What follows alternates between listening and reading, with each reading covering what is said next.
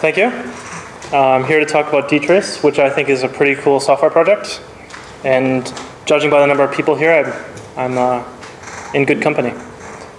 So, a little bit about myself. My name is Sean Moore, but you can find me on the internet as Sartak. I contribute a lot of code to Moose, in particular MooseX role parameterized, which a lot of people seem to like. Lately, I've been trying to get back into it, and we'll see how that goes. I came here from Boston, and I actually spent a week in Kansai before coming to Tokyo, and that was really cool. And I work for Infinity Interactive, which is the company that started Moose. You might know me from any of these modules. If you look at my CPAN directory and you look at other modules besides these, don't use them. They're not very good.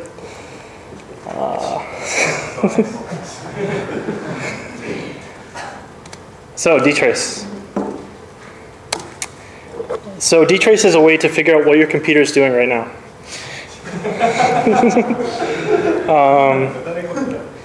So if you want to know what your computer is doing, you can ask any kind of question, and DTrace will probably be able to answer it. But in my case, it's probably watching cat videos or something. I don't know if DTrace gives you that kind of insight into what you're doing, but we'll see. You may have already used DTrace without knowing it. On OS X and Solaris, a lot of tools use DTrace to do their analysis. Perhaps the most popular one would be IOTop, which lets you figure out which processes are using the most I/O. So you can figure out why your disk is being really unresponsive. So DTrace ships with OS X and Solaris. Linux support is not quite there. Oracle recently announced their own version of Linux, which comes with very poor DTrace support, but at least it's starting to show up in Linux. It's on FreeBSD as well. It's on FreeBSD as well, which I think Todd is working on. Yeah. Yeah. So you can use DTrace in several ways. I think the original intent was sort of as a profile and analytical tool for figuring out why things are slow or why things don't quite match up. But I primarily use it as a debugger. It's very useful for figuring out why,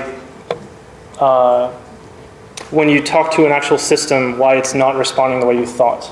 And typical debugging tools like Perl's built-in debugger and REPLs and all that don't really give you that same level of insight. And DTrace is a kernel module, and they say that instead of porting DTrace to an operating system, you port an operating system to DTrace, which, yeah, it's kind of a big step, but the Mac team proved that, the Apple team proved that it can be done, and quite effectively too. Speaking of DTrace on Mac, other than the console interface that most people use, for Xcode, Apple ships instruments.app, which uses DTrace to figure out what's going on and shows you a nice GUI. So if you just want to get a quick glimpse of what your program's doing or why there are suddenly 7,000 levels of stack frames, you can start to figure that out using this. So DTrace is pretty great, so let's just dive right into system demos. That's not what I want. So DTrace, if you use Linux, you might be familiar with strace or truss, and those tools are sort of like DTrace, but DTrace is a little bit better. And I will show you why.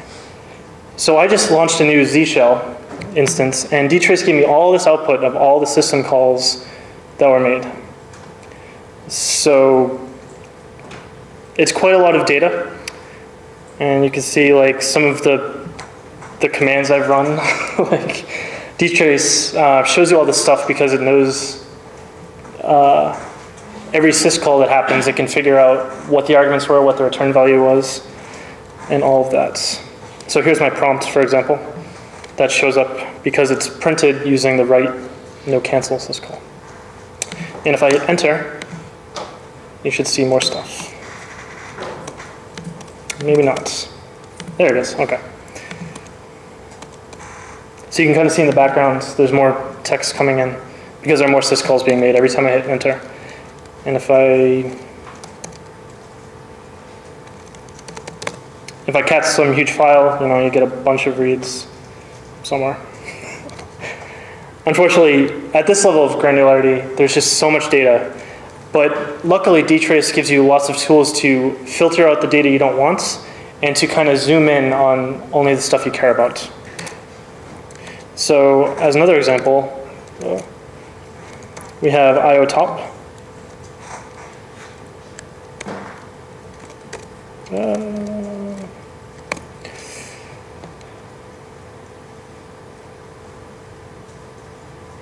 So right now, my system isn't really doing anything, except displaying to a monitor, a projector, but I guess that doesn't really count. But if I do something like,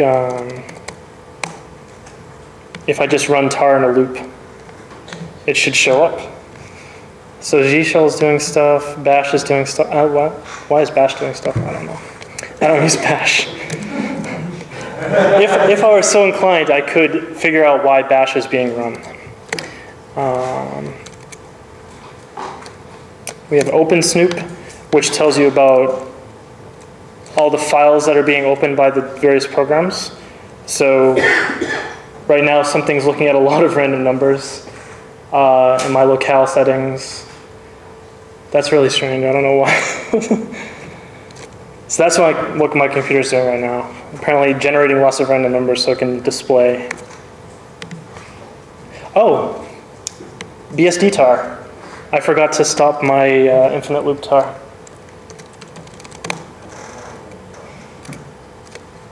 I don't know why tar-h gives you random numbers. Maybe PID allocation. I don't know. Are there answers in the peanut gallery? Yeah, we don't want you running bash. Why? Are we running bash? It doesn't use the... You got bigger on sign means it needs interpreted by shell. I would expect it to use Z shell for that, but I guess maybe SH. That makes sense. Okay.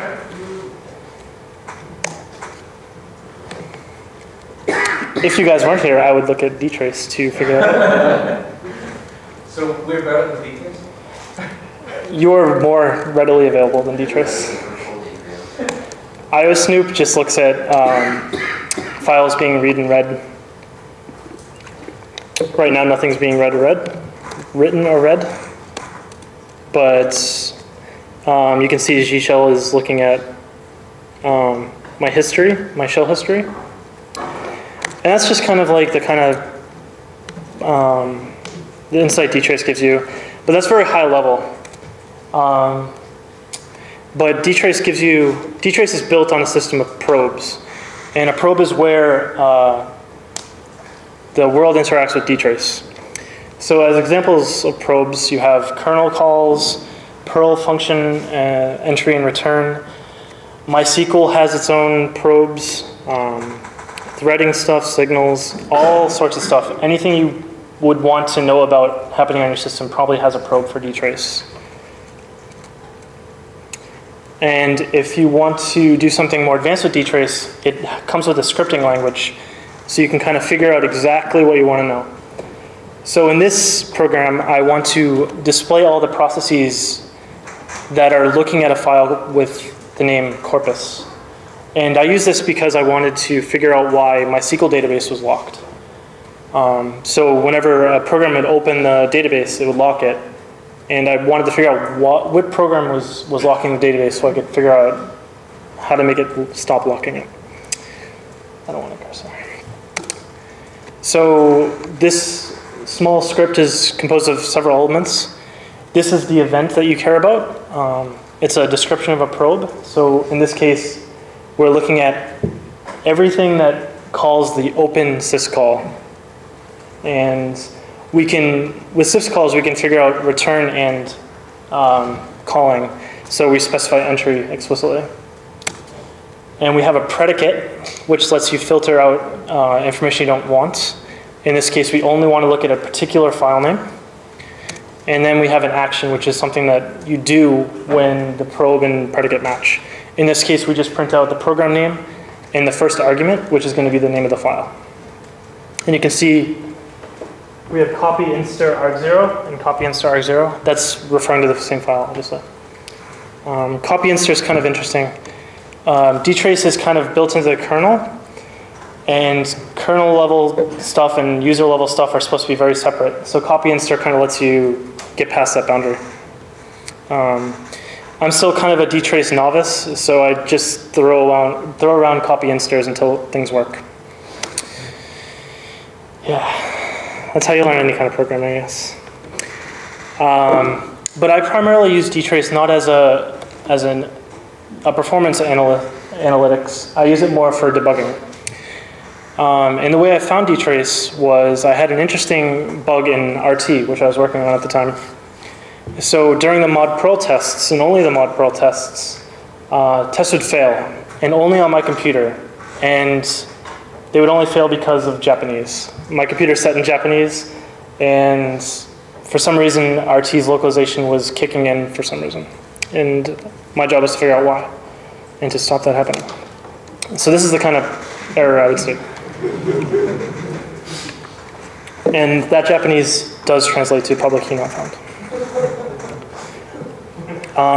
But I had a realization that this error message isn't coming from RT. It must be coming from GPG. Because RT's translations doesn't include that string. But I went to GPG and I was like, oh, I'll just search for the string, make sure it's there. But that didn't work. The fix was to encode correctly. Obviously, GPG is too good for UTF-8, so it uses yapcasia. But indeed, the string was coming from GPG. So I thought maybe the environment was misset in the mod Perl handler, and I was the first one to discover this, just because I'm the only one that wasn't using English as my primary language. That was my hypothesis, and it turned out to be more complicated than that. So, another demo.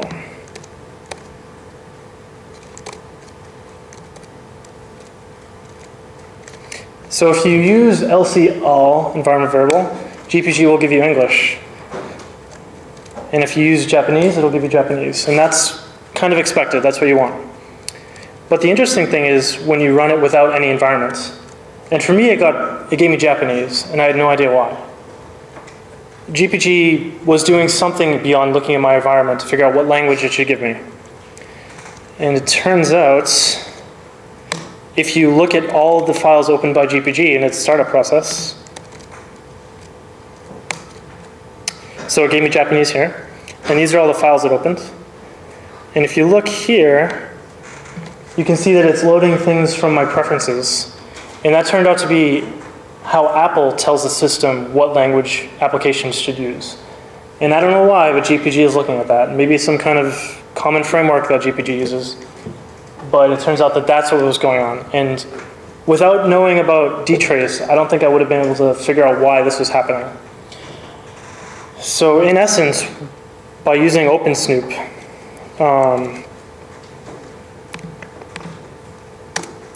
I was able to use printf debugging without actually instrumenting GPG. So I was basically looking at all the times GPG opened files, and it was telling me about them. So that was kind of nice. So I found this code on Twitter, and I think it's kind of an interesting objection to using DTrace.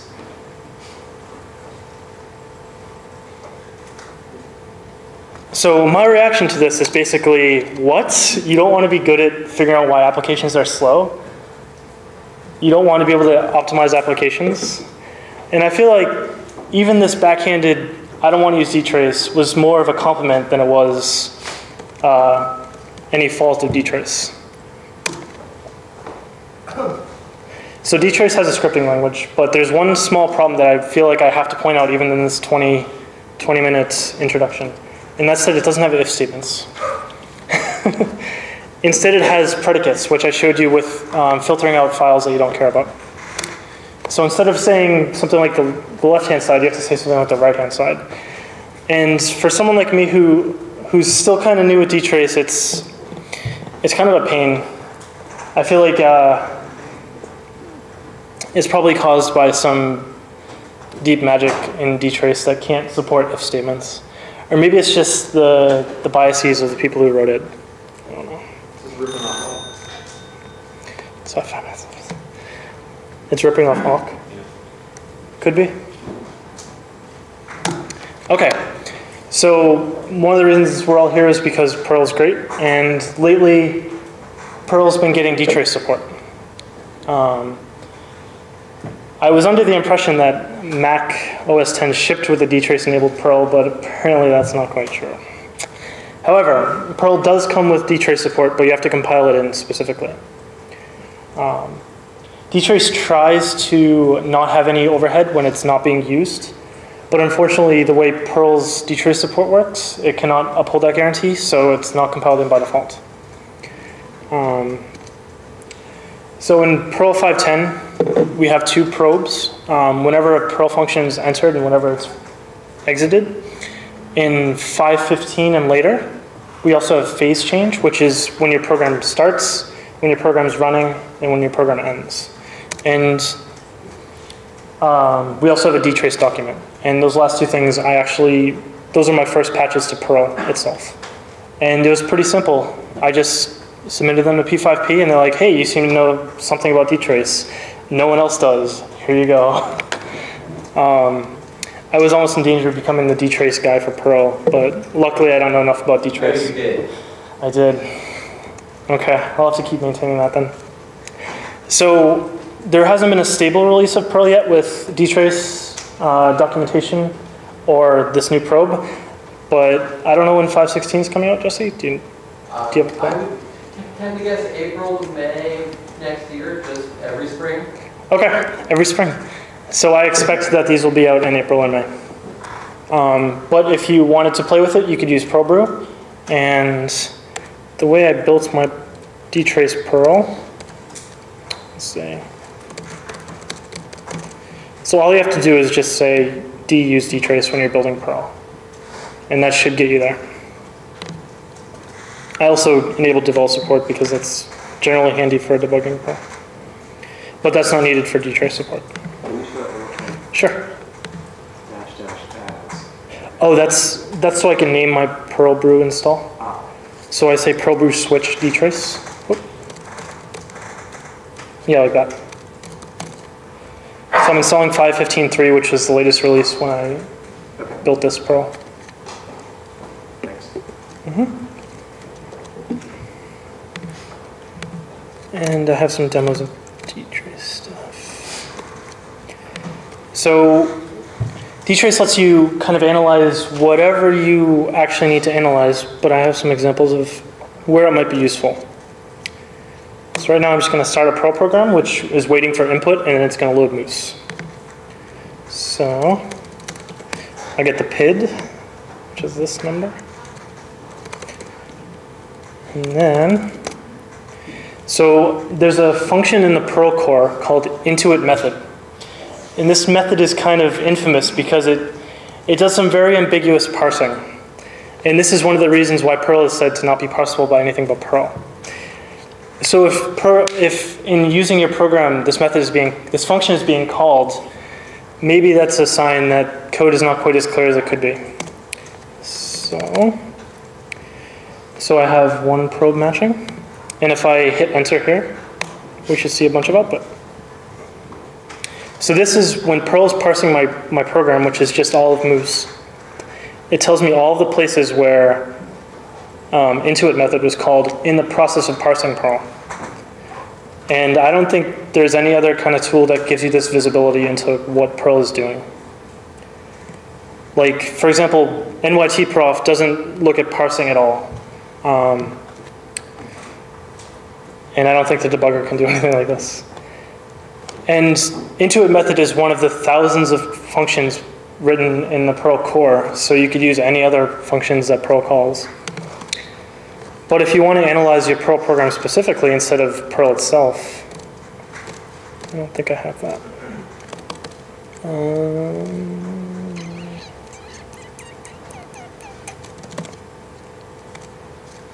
So here's a kind of complicated Perl or DTrace script.